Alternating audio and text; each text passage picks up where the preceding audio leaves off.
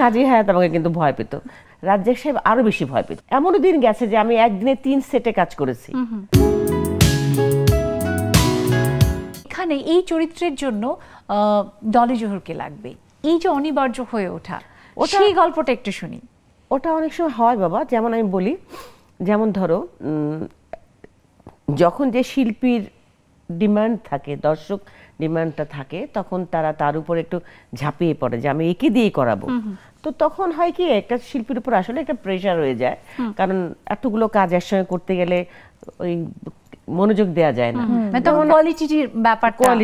কোয়ালিটির ব্যাপার থাকে, কোয়ান্টিটি বেড়ে যাচ্ছে বাট কোয়ালিটি হচ্ছে না। যেমন আমি বলি, এমনও দিন গেছে যে আমি একদিনে 3 সেটে কাজ করেছি। কাপড় রেডি থাকতো, আমার ড্রেসম্যান কাপড় রেডি রাখতো যে ভাবি আসলে বা উনি আসলে পরে এটা পরবে, আমি আরেক সেটে যে ডিরেক্টর বা অ্যাসিস্ট্যান্ট দাঁড়িয়ে আছে, আমার শট শেষ আর আমার যে কি ডিস্টার্ব হতো, এই জন্য তো অনেক কষ্ট করেছেন, ওই যে মনোযোগ দিতে পারতাম না, বিরক্ত লাগতো।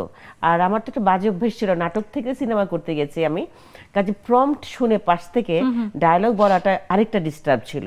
তো আমি ওই মুখস্থ বা কয়েকবার পড়ে নিয়ে বলার চেষ্টা করতাম, কিন্তু ফিল্ম ওরা যেটা চাইতো খুব স্পিডে ডায়লগ বলো, স্পিডে এগোও, কারণ হলো দর্শকটাকে বিরক্ত হয়ে যায় হলে, মানে ধরো যারা তারা ওই স্লো ডায়লগটাকে পছন্দ করে না, ওনার ফাস্ট ডায়লগ চাইতো আমাদের কাছ থেকে।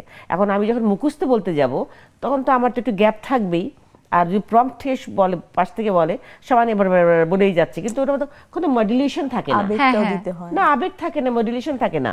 আমি যখন ডাবিং এ যাব, তখন মিলাতে যে হাঁপিয়ে যেতাম, আল্লাহ কি বলছে এখন তো মিলাতে পারছি না, অস্থির লাগতো তখন। মানে সেখানেও কিন্তু একটা বড় ডেডিকেশন। অবশ্যই, তখন আমি বিরক্ত হয়ে তোকে বলতাম, দেখ বারবার বললেন না তো, আমাকে অভিনয় করতে দেন, না তো আপনি করেন। তখন না ওরা ভয় পেত, আমাকে ভয় পেত, কিন্তু কাজী হায়াত আমাকে কিন্তু ভয় পেত। কাজী হায়াত যদি কখনো বলতো, আপনি আমাকে কেন নিয়েছেন, আমাকে নিয়ে তো ভালো করার জন্য তো, বা ডলিকে দিয়ে এটা হবেই তো, তাহলে আমার উপর ছাড়েন না একটু, আপনি ডিরেক্টর, আপনার মানি আমি, আপনি ডিরেক্টর, আপনি কি বলবেন বলেন, বলে ছেড়ে দেন, বাকিটা আমাকে করতে দেন। এই যে ভয় পেত। রাজ্জাক সাহেব আরো বেশি ভয় পেত।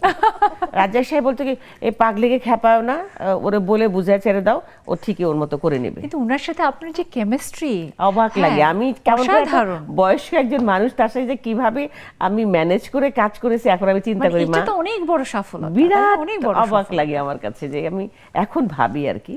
কিন্তু তখন কিন্তু কো-আর্টিস্টই মনে হতো, উনি যে এত সিনিয়র একজন আর্টিস্ট, এত বড় স্টার, উনি তো ফিল্মে এক সময় একটা স্টার, একজন হিরো, তার সাথে আমি যখন কাজ করতে গেলাম, তখন আমার কাছে মনেই হতো না যে রাজ্জাক সাহেবের সাথে কাজ করছি। খোদার কসম, এটা বলা উচিত না, এটা বেশি অহংকার হয়ে যায়।